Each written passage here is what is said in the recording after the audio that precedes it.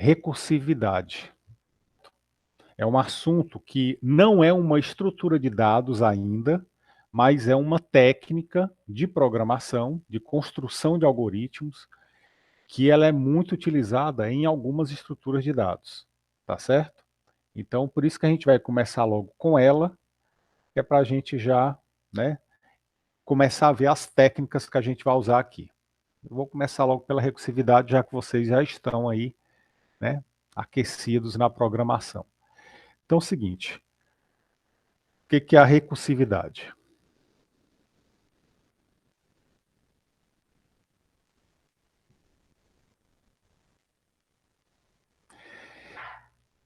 A recursividade, pessoal, é um procedimento, ou seja, é uma função que chama a si mesma, tá? Direta ou indiretamente. Então, toda vez que você tem uma função, e essa função lá no meio do código dela, ela faz uma chamada para ela mesma, então você diz que aquela função é recursiva, tá? Quando você usa a recursividade, os algoritmos, eles ficam mais claros e concisos. Então é impressionante quando você usa essa técnica, você realmente consegue simplificar o código, tá? Reduz linhas, etc e tal. Isso é uma excelente vantagem. A desvantagem que a gente vai ver aqui durante as aulas é que você vai precisar de mais recurso computacional. Como assim? Vai precisar de mais memória, né?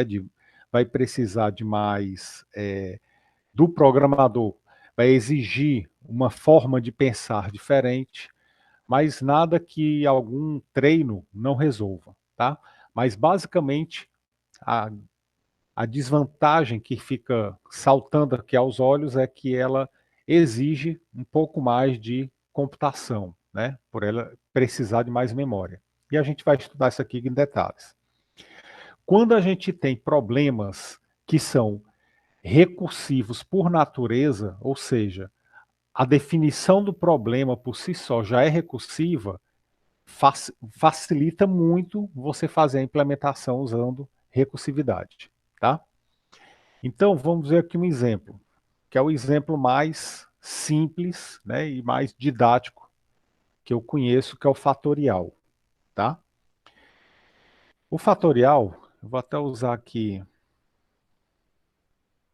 o Paint para que a gente possa escrever. O fatorial, a gente vê lá na escola, né? Estuda lá aquelas coisas do binômio de Newton, etc. E o fatorial aparece lá no meio. E como é que ele é definido para a gente? O fatorial de um número n é o n multiplicado pelo antecessor dele, multiplicado pelo antecessor do antecessor, e assim por diante. Até chegar no número 1. E aí, por definição, fatorial de zero, ele é definido como sendo 1. Né? Então, por exemplo, fatorial 5 é 5 multiplicado por 4, por 3, por 2, por 1. Então, até aqui nada de novo. Né? Se a gente quiser implementar esse código aqui, né? Vocês fizeram isso lá nessa lista de exercício, inclusive. Tem, eu acho que uma questão que pede para implementar o fatorial, tá? Então, se a gente for implementar, a gente vai implementar aqui usando uma iteratividade, um loop, né? Que vai começar aqui de n e vai até o 1. Então, basicamente, como é que seria? Se a gente for fazer isso aqui, de maneira bem simples e rápida, vou criar aqui uma função, vou chamar de fatorial, tá?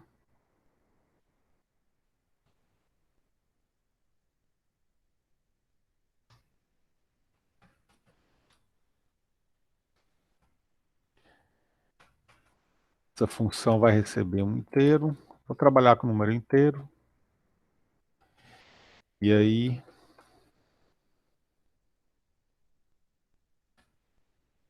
a gente sabe que vai ter um loop. Desse loop começa do número n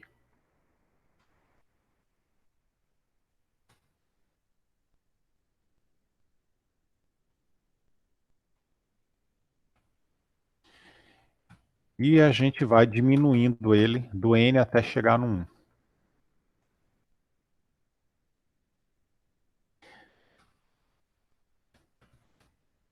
E aí vai multiplicar o fat por esse número n que está decaindo, né? Começa do n e vai até o 1. Depois a gente apenas retorna o valor dessa variável aí. Então aqui é a função fatorial calculada iterativamente, baseado aqui nessa definição. Tá? Professor, posso fazer ao contrário? Em vez de começar do n e ir até o 1 diminuindo, eu posso começar do 1 e ir até o n, só que o i aumentando? Pode, tanto faz. Tá? Tanto faz. Então, eu vou deixar assim, só para ficar de acordo lá com a definição lá matemática. Beleza. Aí aqui eu vou usar essa função. Como é que a gente vai usar essa função?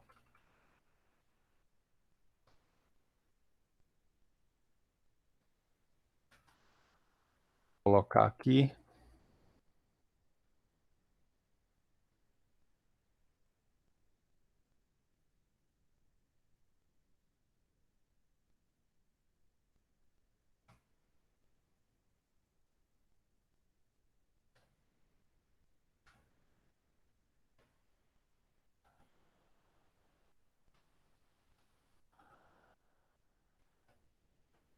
fatorial de, vou usar o printf,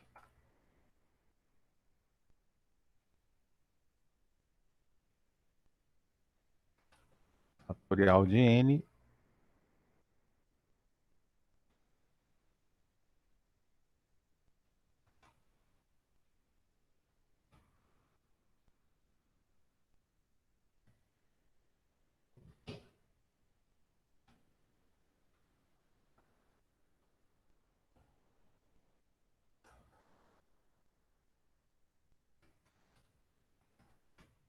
vou ler aqui um número,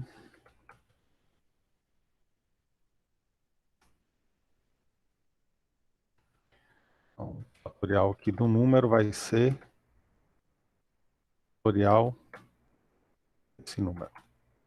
Pronto. Aqui temos aquela função implementada, onde eu vou ler um número e eu vou exibir o fatorial desse número. Vou fazer aqui um teste.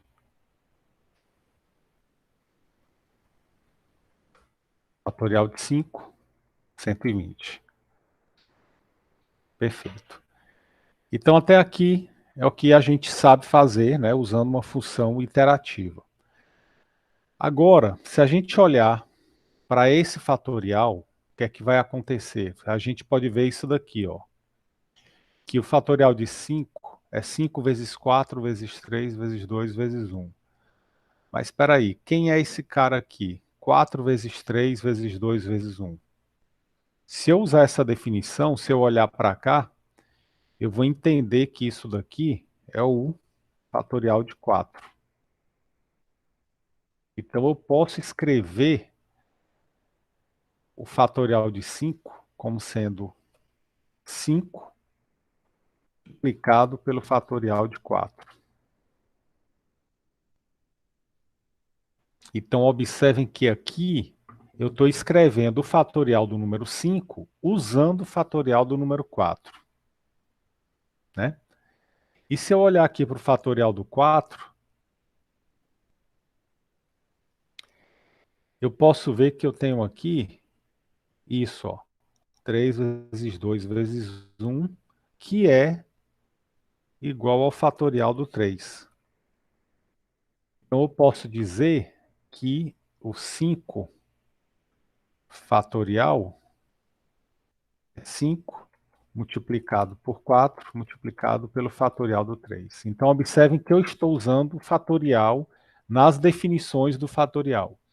Então, resumindo, eu posso redefinir o fatorial escrevendo da seguinte maneira. Já que esses termos aqui representam o fatorial do n-1, eu posso dizer que o fatorial de um número n é igual a n multiplicado pelo fatorial do n-1. Ou seja, para definir o fatorial do número, eu estou usando o próprio fatorial. Então, isso daqui é uma definição recursiva. Eu uso ela própria para se definir. Observe que, como eu estou usando ela própria para se definir, pode ser que eu fique usando a definição infinitamente, indefinidamente. Então, eu preciso chegar num ponto onde eu não vou mais usar essa definição e eu preciso de um valor. E que ponto é esse? É esse ponto aqui. Quando eu chego no zero, aí eu já não uso mais a definição de fatorial. Eu digo que o zero fatorial é igual a 1. Pronto. E aí ele para, você vai parar de usar a própria definição. Então, quando eu enxergo o problema do fatorial assim, eu estou usando uma definição recursiva. E aí, como é que seria essa implementação? Aí a implementação, ela seria mais simples, né? Por quê?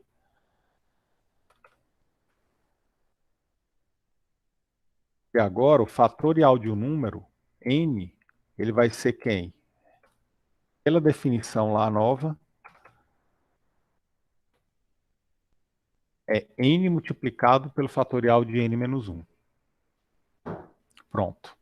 Então, observem que todo aquele código, ele foi resumido nessa linha aí. Fatorial de um número n é o número n multiplicado pelo fatorial de n-1. Então, a função fatorial chama a si própria. Então, ela é uma função recursiva. Tá? Ok? Tranquilo até aqui? Beleza. Bom, o que é que vai acontecer agora? Vai acontecer o seguinte. Do jeito que está aqui, essa função ela vai ficar chamando a si própria indefinidamente. Então eu preciso chegar num momento, em um ponto, onde eu não vou mais chamar a própria função. Eu preciso de um valor fixo. E aí é o que entra, o que a gente chama aqui de condição de parada. Como assim? Normalmente as funções recursivas elas são divididas em duas partes, tá? Essa parte aqui azul, que eu vou colocar no código, ela é o que a gente chama de condição de parada, ou seja, na hora que o n atingir esse valor, a função não vai mais chamar a si própria. Ela vai retornar um valor, né, um valor fixo. E aí esse valor retornado vai ajudar a parar a chamada recursiva da função. Ok? A segunda parte é a chamada recursiva propriamente dita, é onde tem a chamada da própria função. Tá? Então, o que é que vai acontecer? Para que a nossa função fique ok, né, que ela fique adequada, eu tenho que colocar aqui uma condição de parada. Professor, e se eu não botar essa condição? Aí a gente tem um problema. Por quê? Porque a função vai chamar ela própria indefinidamente. Vamos só fazer aqui um teste antes de eu colocar a condição de parada. Vou colocar aqui o fatorial de 5 de novo.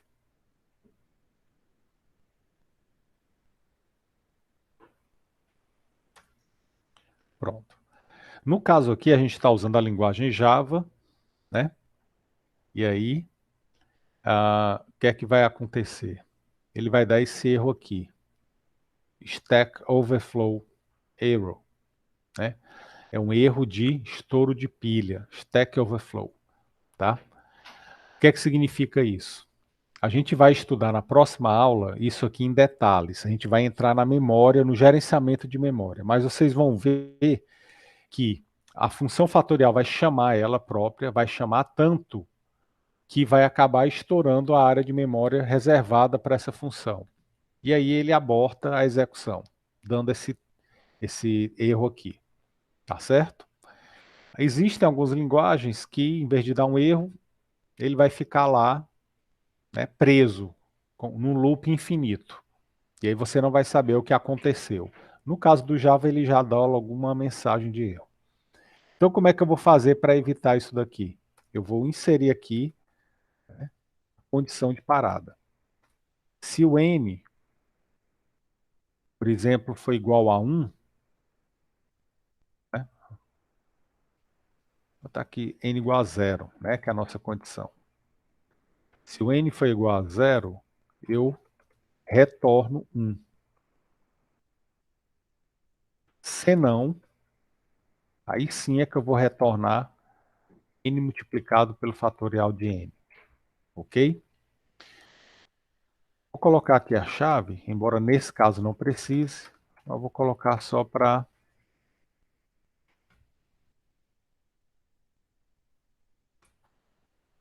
ficar bem definido.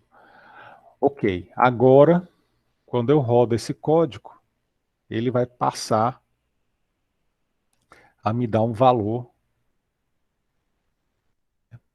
de 5, 120. Fatorial de 0, fatorial de 1.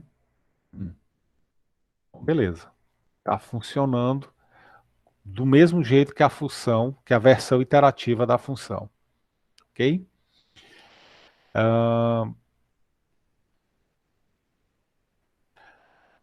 Para que vai servir, né, a consequência disso? A condição de parada, ela vai acabar evitando loops infinitos, né? E aí, dependendo da linguagem que você esteja usando, né, você vai evitar um erro como aquele, como Stack Overflow, tá? E a chamada recursiva, ela pode ser de duas maneiras. Ela pode ser direta, que é a mais comum, ou indireta. Como assim? A chamada direta é essa daqui que a gente fez. A função chama ela própria, diretamente. Tá? Mas a gente poderia ter uma situação, que eu vou colocar aqui, não vai fazer sentido eu fazer isso, mas eu estou fazendo para que vocês enxerguem o que seria uma chamada indireta. Imaginem que eu tivesse aqui a função chamada teste.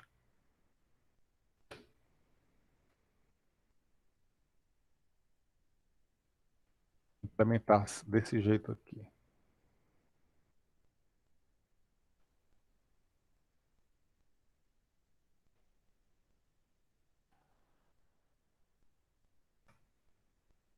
Aí essa função vai fazer só isso aqui. Ela vai retornar fatorial de x menos 1. Apenas isso.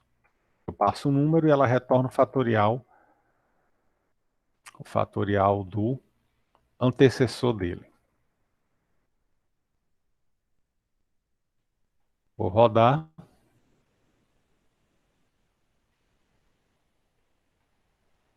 Não roda não, só dar uma. Só para ficar ilustrando mesmo. Então, o que é que vai acontecer aqui? A gente tem uma função fatorial, tá? Essa função fatorial, ela está chamando uma função chamada teste. E o que é que essa função teste está fazendo? Está chamando a função fatorial do antecessor, né, do número antecessor.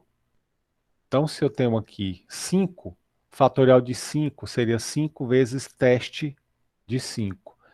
E o teste de 5 vai retornar o valor fatorial de 4. Tá? Então, o que é que está acontecendo aqui? A gente tem a função fatorial.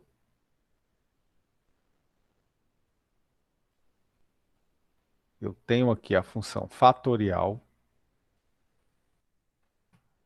Essa função fatorial, ela está chamando a função teste.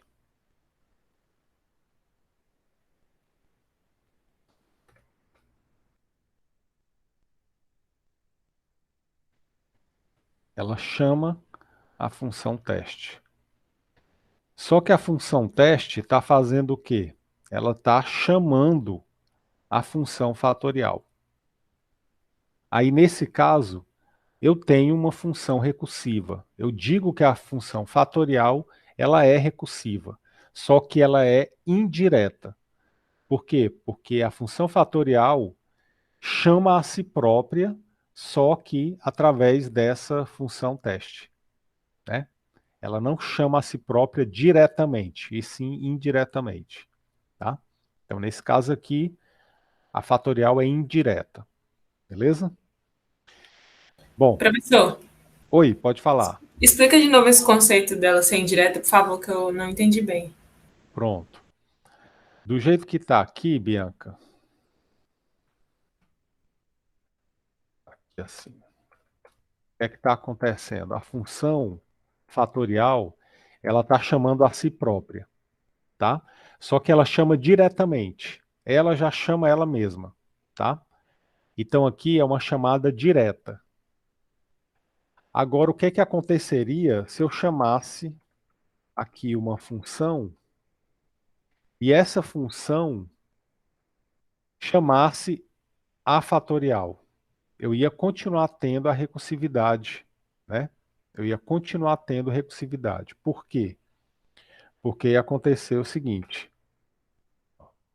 a função fatorial está chamando a função teste. Está aqui, fatorial está chamando a teste. Mas o que, que a teste está fazendo? Ela está chamando a função fatorial. Então, teste chama fatorial. Ou seja, no final das contas aqui, a função fatorial está chamando ela mesma.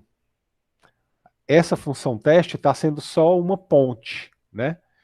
Mas a função fatorial, no final das contas, está chamando ela mesma. Só que não é diretamente, é indiretamente, né? Por meio dessa função teste aqui. Ok, entendi, professor. Beleza. Mas fazendo assim, não fica mais linha de código, não? Fica, fica. Por isso que eu disse que não ia fazer sentido esse exemplo. Mas o Ah, que que entendi. acontece? Existem algumas situações, podem existir situações onde você está implementando uma função e aí, num determinado momento, você chama uma outra função, que chama outra função, e começa a fazer várias chamadas de função. E no meio de uma dessas chamadas, a função original é chamada novamente, né? Então, você acaba tendo a recursividade, só que ela é indireta, tá? Então, esse exemplo aqui é um exemplo mais didático, para a gente ver como funcionaria uma chamada indireta. Mas ele não faz sentido, não. Ah, entendi. Ok. Beleza.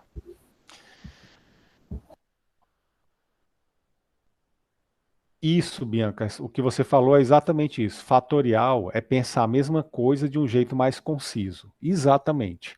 É tanto que quando você começa a pensar recursivamente, dá muito trabalho, né?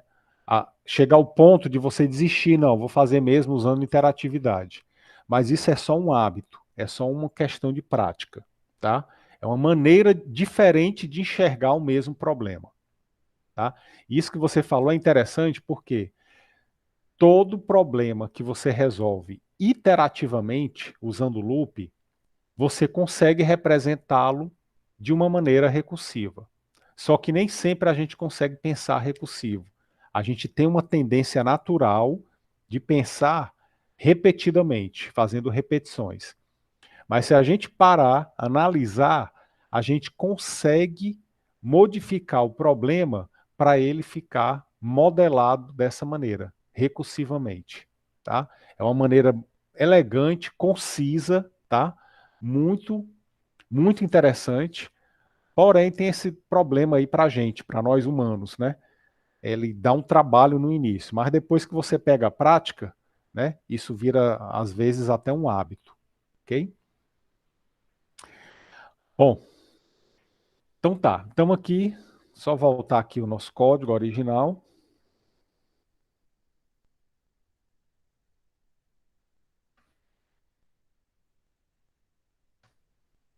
Beleza.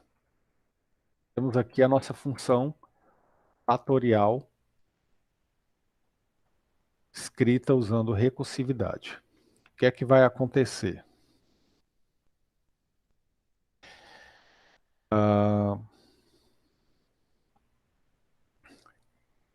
Quando você executa uma função recursiva, o que é que acontece? Ocorre lá, né, uma série de acontecimentos, de eventos lá na máquina, né, durante a execução, que a gente não vai ver agora. Eu prefiro que a gente veja isso na próxima aula, quando vocês já estiverem mais acostumados um pouco aí com a recursividade, tá? Então, eu vou falar sobre o que que acontece no gerenciamento de memória, quando você chama a função recursiva. E é isso que vai permitir a execução de uma função, tá? Então, não vou falar disso aqui nessa aula agora ainda, prefiro pegar outro exemplo. Não vou falar de complexidade, isso aqui vocês vão aprender na próxima disciplina, que é construção e análise de algoritmo. Pronto, eu vou pegar esse outro exemplo, que é a série de Fibonacci. Então, a série de Fibonacci, vocês fizeram lá, né, na lista, até essa questão aqui, que o Pedro pediu, tinha ela lá. Então, a Fibonacci é uma série, é um algoritmo fundamental, né, você fazer aquelas trocas. Ah, então, basicamente, o que é que o Fibonacci faz? Iterativo. Ele faz trocas de variáveis, né? Ele basicamente vai fazer troca de variável. Então, como é que eu implementaria uma série de Fibonacci, né? Usando função, tá? Eu vou fazer usando uma função iterativa, depois eu vou fazer usando uma função recursiva. Então, eu vou fazer o seguinte, eu vou colocar aqui da seguinte maneira.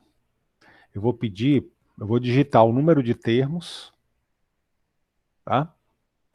Desse jeito aqui, e vou gerar aqueles termos. E aí eu vou criar uma função chamada fib, do jeito que está aqui, onde essa função recebe o número do termo e ele vai gerar para mim o termo que vai ficar naquela posição. Por exemplo, se eu colocar aqui número 4, a função fib vai trazer para mim número 2, que é o quarto termo da série. Tá certo? Se eu colocar para ele 5, em vez dele gerar a série, a função fib retorna para mim apenas 3. É o quinto membro da série, tá bom?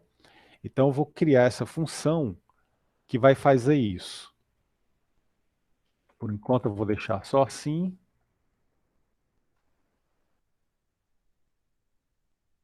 Deixar aqui dessa maneira.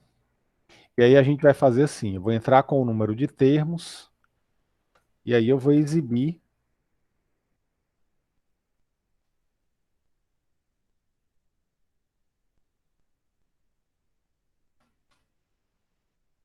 aquela quantidade de termos.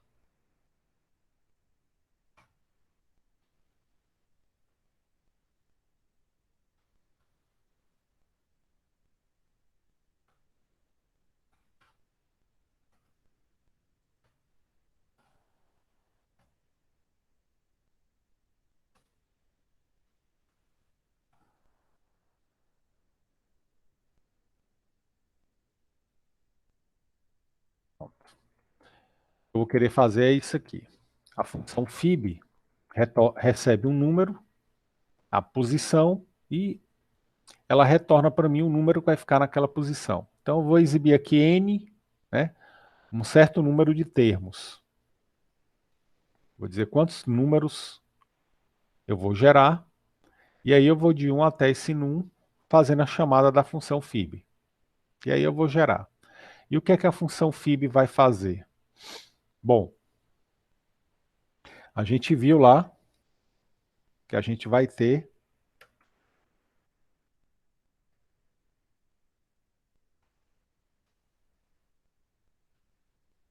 sempre trabalhando com três variáveis, né? Três termos. O primeiro é 0, o segundo é 1. E aí a gente vai ter um loop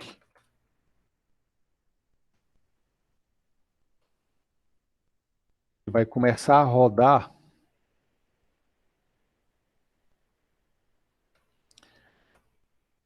Tenho dois termos, então vou gerar a partir do terceiro termo.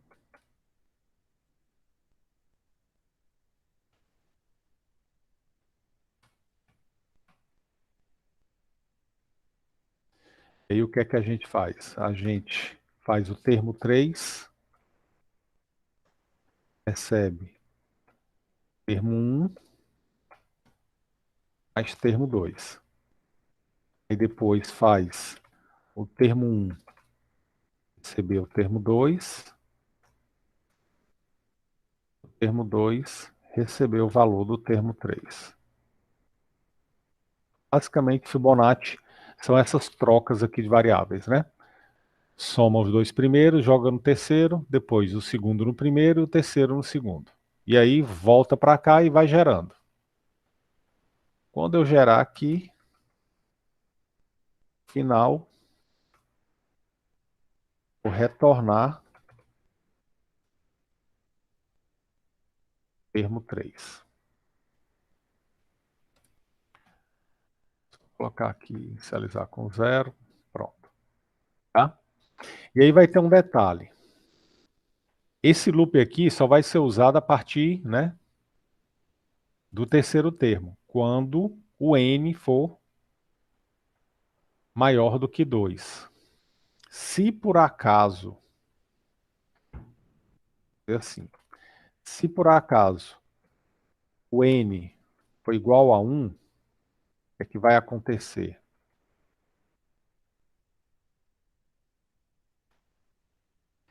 Se o n for igual a 1, termo 3 vai ser 0, senão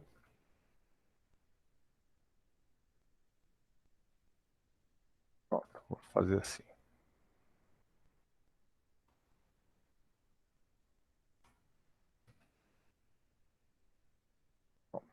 Só um caso bem especial, né? Quando o n é 1, eu vou colocar o termo 1 no termo 3. Quando o n for 2, que é o segundo termo, eu vou colocar o termo 2 lá no termo 3. Então, basicamente isso. Se não for nem 1 nem 2, aí ele vai entrar nesse loop aqui, né? E aí consegue chegar até o valor do n que eu quero. Então, pronto. E aí aqui no final, a gente retorna o valor do termo 3.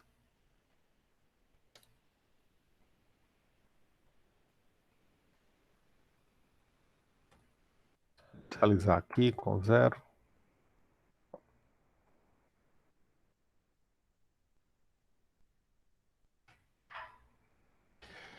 Beleza.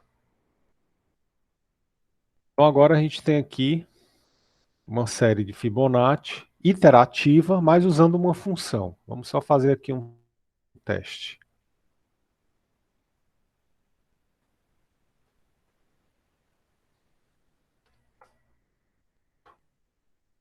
Funcionando direitinho. colocar aqui 10. Beleza. Então, eu tenho aqui uma função fib, que eu passo um número e ele me retorna o termo que está naquele número, naquela posição. Ok? Esse fib, essa função, ela está sendo construída usando iteratividade, né? Repetição. Então, usando o que a gente já sabe fazer. Tá? Aí vem a pergunta: como é que eu posso fazer essa função fib se tornar uma função recursiva? Tá? Para ela ser recursiva, a gente sabe que ela precisa chamar a si própria. Então, o que é que a gente vai fazer? A gente vai enxergar essa função de uma maneira diferente. E como é que vai ser isso? Então, vamos lá. Eu sei que a série é essa daqui.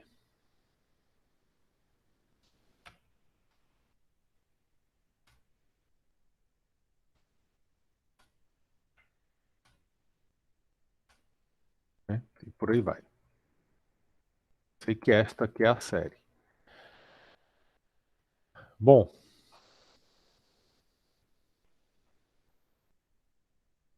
eu agora não vou mais fazer uma repetição.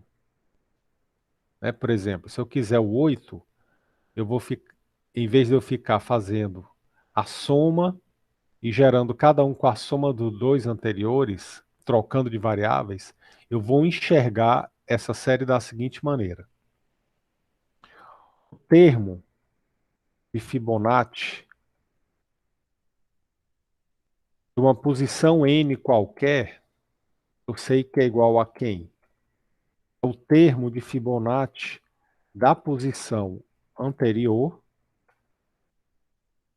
somado com o termo de Fibonacci do anterior. Ou seja, numa posição n qualquer, o Fibonacci vai ser quem? A soma do n-1 mais a soma do n-2. Então, esse cara aqui, que está na posição 7, né?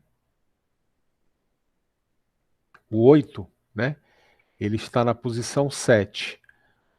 Ele é formado pelo 5, que é o cara da posição 3, somado com o 3, que é o cara da posição 5.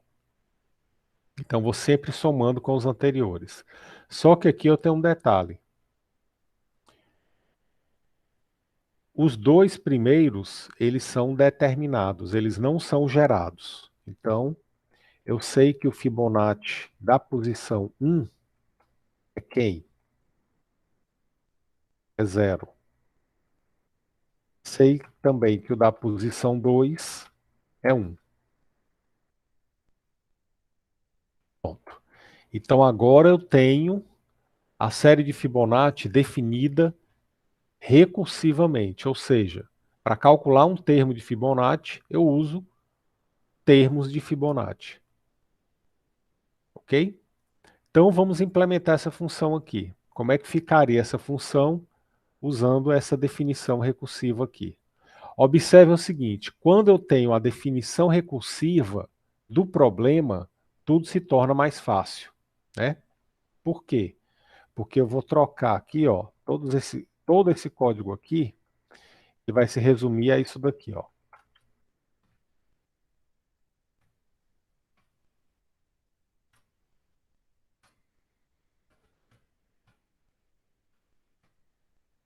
Pronto.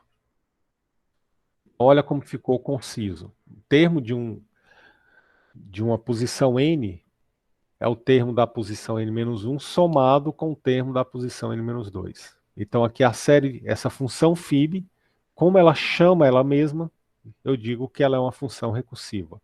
Tá? E observe o seguinte, que ela está chamando ela duas vezes. Né?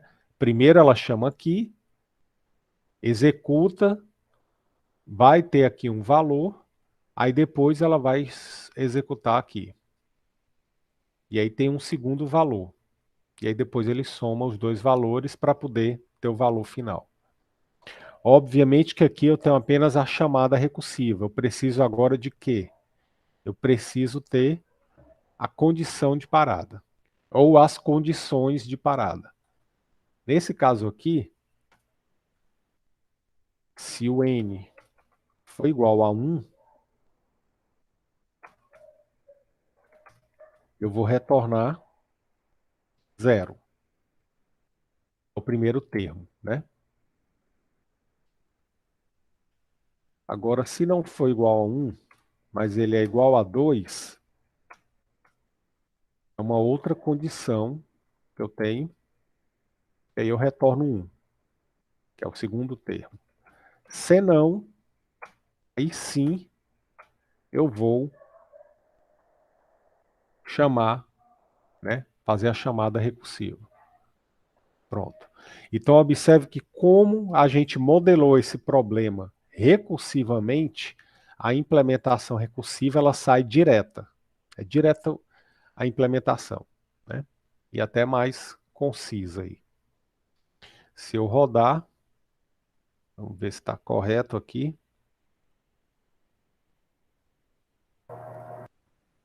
Cinco termos, beleza. Botar aqui 10 termos. Beleza. Então, a função Fibonacci, né, a série Fibonacci, usando função recursiva, ficaria dessa maneira. Tranquilo aí, pessoal?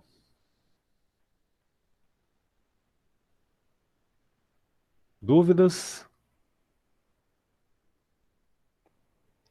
Beleza. Bom. Opa, pode falar.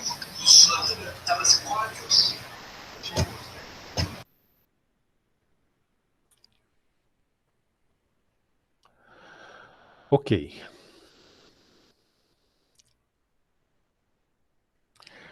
O que que vai acontecer, pessoal?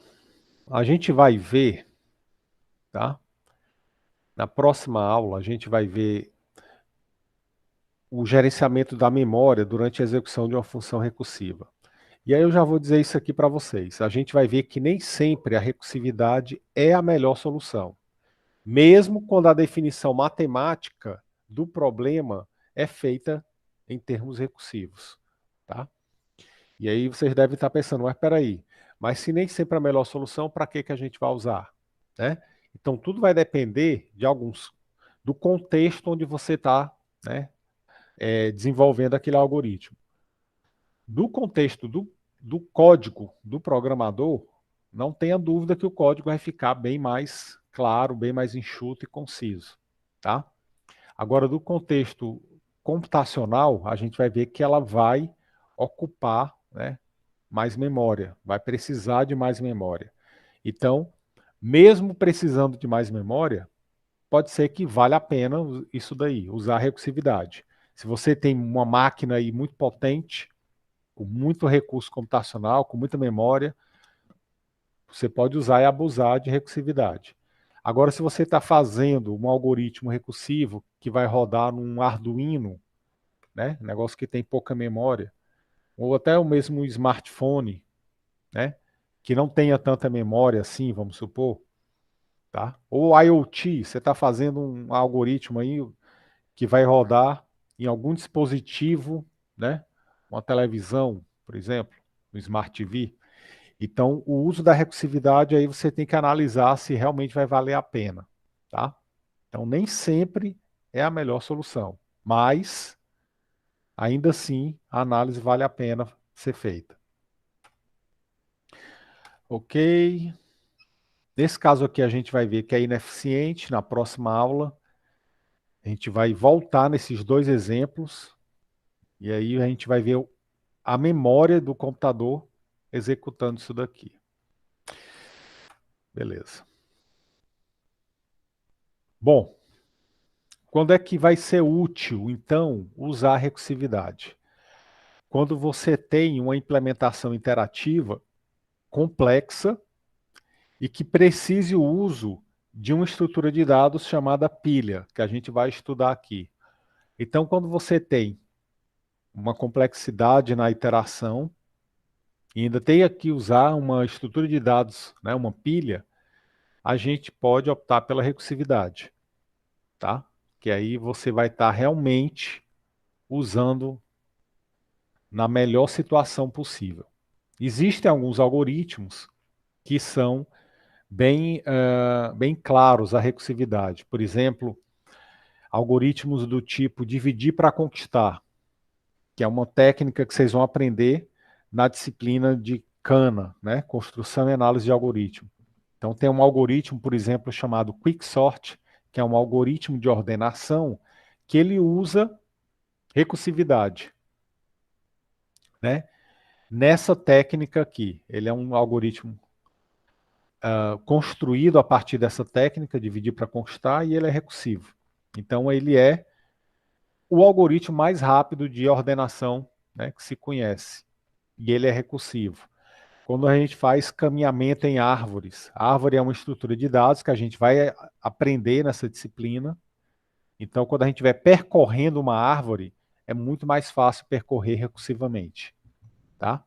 E quando eu quero fazer buscas em estrutura de dados, uma busca exaustiva, né, a recursividade também ela é muito útil, ela ajuda bastante. Próximos passos, o que é que a gente vai fazer? Apresentei agora a recursividade, tá certo? E aí eu vou passar para vocês alguns exercícios apenas para fixar, para que vocês vejam, né, o conceito aplicado, tá certo? Então, eu vou passar aqui para vocês esses dois exercícios que estão nesse slide. O primeiro, implementar uma função recursiva para calcular o valor de 2 elevado a n. Tá? Então, tirem um print aí dessa tela. Tentem fazer uma função que vai calcular o valor de 2 elevado a n. A função recebe o número n e devolve 2 elevado a n.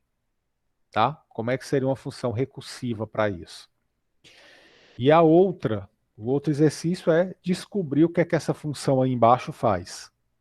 Observe que é uma função recursiva, aqui está a condição de parada, e aqui está a chamada recursiva. Esse porcento aqui, para quem não lembra, é uma operação chamada módulo, é o resto da divisão de A por B. Tá?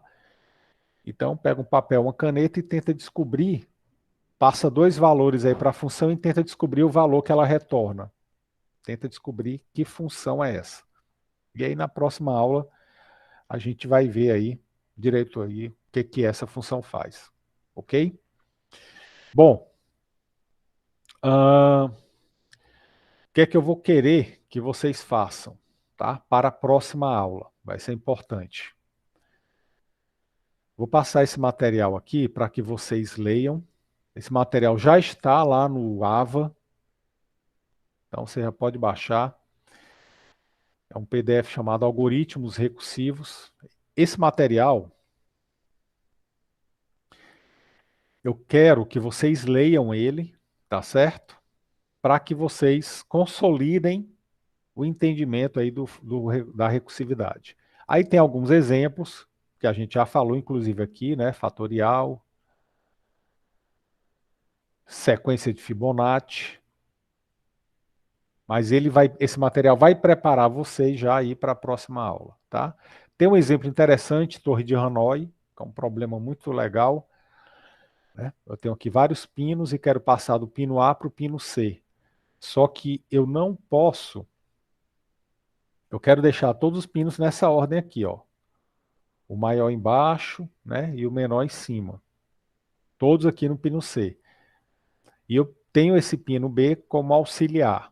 E aí eu posso usar o pino B para fazer isso. Mas eu não posso colocar um pino maior em cima de um pino menor. Tá? Então, um problema aí bem conhecido. Também dá para fazer recursividade com ele.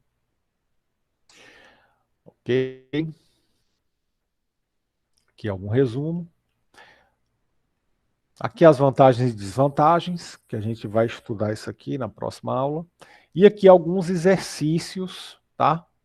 Para vocês verem a aplicação da recursividade, tá?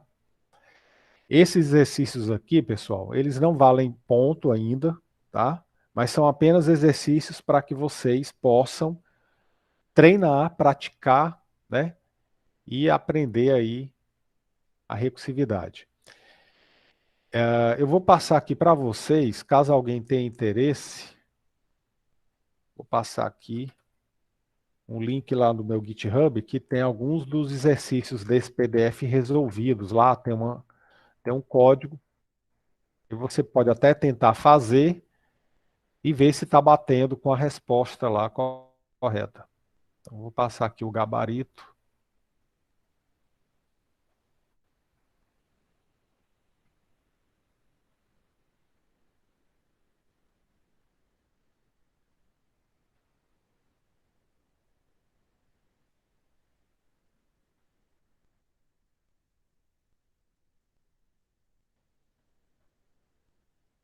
Pronto.